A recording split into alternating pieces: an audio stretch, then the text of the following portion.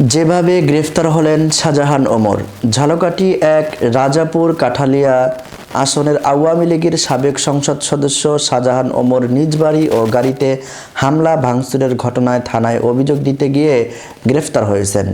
বৃহস্পতিবার 21শে নভেম্বর সকাল 10:30টার দিকে তাকে গ্রেফতার করা হয়। ঝালকাঠির অতিরিক্ত পুলিশ সুপার মহিতুল ইসলাম বিষয়টি নিশ্চিত করেছেন। এর আগে বুধবার 20শে নভেম্বর সন্ধ্যায় রাজাপুর উপজেলা বিএনপি তার বিরুদ্ধে বিক্ষোভ মিছিল করে। সেখান থেকে একটি গ্রুপ বিচ্ছিন্ন হয়ে উপজেলা সদরে বাসভবনে হামলা ও ভাঙচুর করে। পরে বৃহস্পতিবার সকালে বরিশাল থেকে রাজাপুর আসার পথে পিংগরি এলাকায় তার গাড়িতে হামলা চালানো হয়।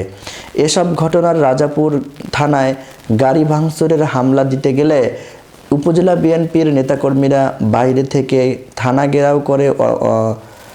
ঘেরাও করে অবরুদ্ধ করে রাখেন।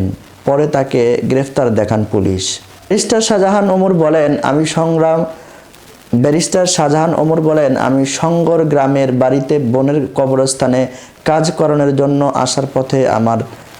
আসার পথে হামলার শিকার হয়েছি। আমার গাড়ি ভাঙচুর করা হয়েছে, আমিও আহত হয়েছি।